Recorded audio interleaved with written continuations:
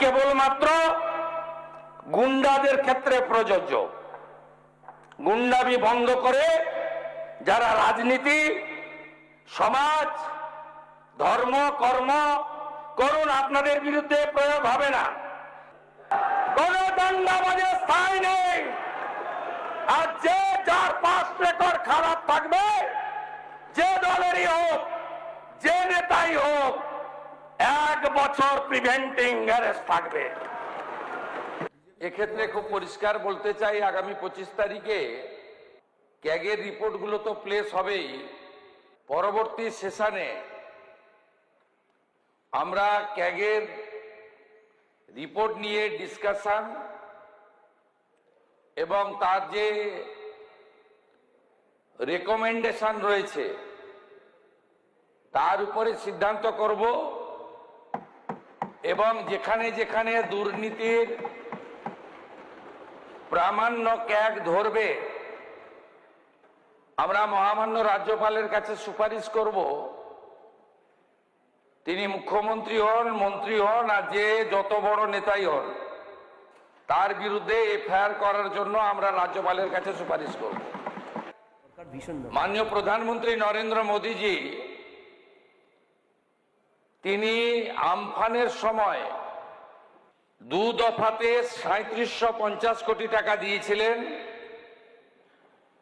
এবং আমফানে বড় দুর্নীতি হয়, কলকাতা হাইকোর্টে জনস্বার্থের মামলা হয়। সেই মামলার পরিপ্রেক্ষিতে বিশেষ ক্যাগ তদন্ত হয়েছিল। সেই তদন্ত রিপোর্ট প্রকাশ্যে আনা হয়নি, হাউসে প্লেস করা হয়নি এবং সেই তদন্ত রিপোর্টে যাদেরকে অভিযুক্ত করে আইনানুগ ব্যবস্থা নেওয়ার সুপারিশ করা হয়েছিল সেটাও করা হয়নি। আমি একটা প্রশ্ন নিয়ে প্রত্যেকের কাছে কনক্লুডিং কমেন্টে যাচ্ছি যে মিথ্যাচার করা হলো, ন্যারেটিভ ছড়ানো হলো যে জোর করে নিরামিষ চাপিয়ে দেওয়া হবে, যেটা ভুল প্রমাণিত হলো। মিথ্যাচার করা হলো বিজেপি ক্ষমতা এলে অশান্তি হবে, দাঙ্গা হবে, সাম্প্রদায়িক বিভিন্ন অশান্তির সৃষ্টি হবে, কিচ্ছু হলো না, সব শান্তিতে রয়েছে, সব শান্ত রইল।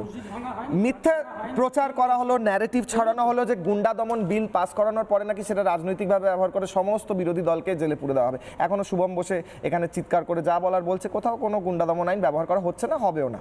এই ফেক ন্যারেটিভ, এক এক করে মিথ্যাচার কেন ছড়ানো হচ্ছে আর কিভাবে ব্যর্থ হচ্ছে এক এক করে 30 সেকেন্ড করে এক এক করে স্যার রাজস্বীকে, আচ্ছা মানসদাকে দিয়ে শুরু করছি। মানস, রাজীব গান্ধী এক সময় সংসদে দাঁড়িয়ে বলেছিলেন যে কেন্দ্র সরকার যদি 100 টাকা বরাদ্দ করে তাহলে গ্রাসরুট লেভেলে সেটা 15 টাকা গিয়ে পৌঁছয়।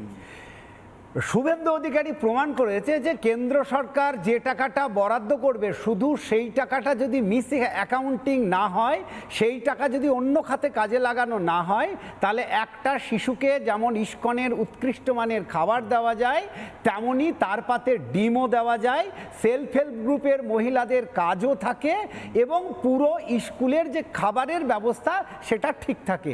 আশা করব আগামী দিনে এইভাবেই এই যে লক্ষ লক্ষ টাকা বেহাত হয়েছে মিড ডে মিলের, সেটা আর হবে না। শিশুরা অন্তত ভালো থাকবে। 30 সেকেন্ডস মণিশঙ্করদা কনক্লুডিং।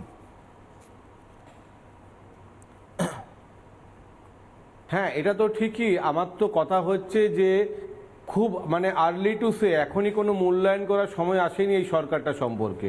সরকার যদি ভালোভাবে চলে তাহলে আমরা প্রত্যেকেই সরকারের পাশে আছি। সরকারটা তো কোনো সবারই সরকার, সরকারটা আমার আপনার সবার। কিন্তু যেটা খাদ্য তালিকা দিয়েছিল যে সেখানে কোনো প্রোটিন ছিল না বলে একটা সোশ্যাল মিডিয়ায় ঝড় উঠেছিল, সেখান থেকে রেকটিফিকেশন করেছে, খুব ভালো। এইভাবেই তো হয়, বিরোধীরা একটা জিনিস রেকটিফাই করে দেবে, সেই সব শাসক দল সেটা রেকটিফাই করবে, এটাই তো গণতন্ত্রের ভালো দিক। ফলে সেটা যখন করেছে আমি সাধুবাদ জানাই। কিন্তু আমার এখনো পর্যন্ত ধারণা তৃণমূল কংগ্রেসটা জরুরি ছিল। আমার প্রশ্ন হচ্ছে সেই কারণেই প্রতি ইলেকশনের আগে, তোমার মনে আছে লাস্ট ভোটের আগে জানুয়ারি থেকে হঠাৎ করে এপ্রিল পর্যন্ত 6 মাসে শিশু খাদ্য হঠাৎ করে সরকারের, তৎকালীন সরকারের মনে হচ্ছিল 372 কোটি টাকা দিয়ে 20 টাকা মাথা পিছু দেবে, ফল দেবে, সিজনাল ফল, অর্থাৎ শিশুর ক্ষুধার সাথে রাজনীতি মিলিয়ে দিয়েছিল কারা, এবং ভোটের রেজাল্টের পরে কোথায় যেন টাকাগুলো হারিয়ে যেত। মিড ডে মিল সেই কি 5 টাকায় ফিরে আসতো, 4 টাকায় ফিরে আসতো। ফলে সরকার পিএম টু বিএম, অর্থাৎ পিএম থেকে বেনিফিশিয়ারির কাছে, বিএম মানে বেনিফিশিয়ারির কাছে পৌঁছে দিচ্ছে এই পলিসিটায় মানুষের কল্যাণ হচ্ছে। এটাই গুড গভর্নেন্স। 30 সেকেন্ড, সত্যি 1 মিনিট আছে। 2023 সালে যে ভারতীয় ন্যায় সংহিতা আনা হয়েছিল সেই অনুযায়ী মিছিল থেকে হাঙ্গামা, সমাবেশ থেকে হাঙ্গামা, মিছিলে অস্ত্র নিয়ে উপস্থিতি, এগুলো সব 189 থেকে 194 ধারার মধ্যে আসে এবং সেখানে সর্বোচ্চ শাস্তি 3 থেকে 5 বছর পর্যন্ত জেল হতে পারে। সুতরাং এই মিছিলে যারা গন্ডগোল পাকিয়েছিল তাদেরকে বিএনএস অনুযায়ী যথেষ্ট শাস্তি দেওয়া যেত। শুভেন্দু অধিকারী গুন্ডা দমন বিলের কথা বলেছিলেন শুধু রাজনৈতিক প্রতিহিংসা থেকে, বিরোধীদের উপর আক্রোশ থেকে।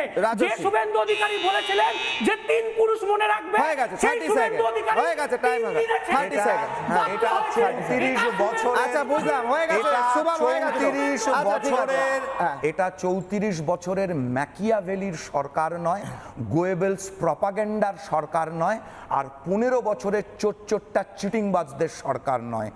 জেনজির ভাষায় বলতে গেলে পরে শুভেন্দু সরকার অর্থাৎ শুভ সরকার, এর আগেরগুলো যে অশুভ সরকার ছিল সেই অশুভ সরকারের প্রতিটা প্রপাগান্ডা ধ্বংস হচ্ছে। যারা অমিতাভ লালা বাংলা ছেড়ে পালা কোর্টকে ঠিক তাদের পূর্বসূরি উত্তরসূরি দুজনেই যে কথাগুলো বলেছিল, এটা তার সরকার নয়, বেশ। কোর্টের রায় সেটা মেনে নিয়েছে এবং আগামী দিনে স্টুডেন্টের নাম করে যে আফরোজ, তাহরিন, কলিমুদ্দিন শামসের ছেলের চেলাগুলো অ্যারেস্ট হয়েছে, মেহজাবিনের সোনা চুরি করে যারা অ্যারেস্ট হয়েছে যেগুলো, তাদের কি কি 3 পুরুষ মনে রাখবে এটা যখন শুভম দেখবে তো সেদিনকে বলবো সিপিআই এর এই এখানে ছোট শেষ মুখে করতে বড় হচ্ছে এই কথা। বলে যে ফেক প্রোপাগান্ডা ছড়ানোর অনেক চেষ্টা বারবার হচ্ছে, কিন্তু আমরা দেখছি সরকারের তরফ থেকে সেই প্রোপাগান্ডা কান না দিয়ে সরকার সঠিক সিদ্ধান্তগুলো পরপর নিয়ে চলেছে। আমরা নিরপেক্ষভাবে নজর রাখছি, যদি কোনো সমস্যা হয় অবশ্যই প্রশ্ন তুলব, কিন্তু যেটা ভালো সেটাকে তো বাহবা দিতেই হবে। আজকে যে সিদ্ধান্ত নিল সরকার বা ঘোষণা করলো সেটার বাহবা দিয়ে এই জবাব চাই বাংলার এপিসোড শেষ করছি। দেখতে থাকুন রিপাবলিক বাংলা।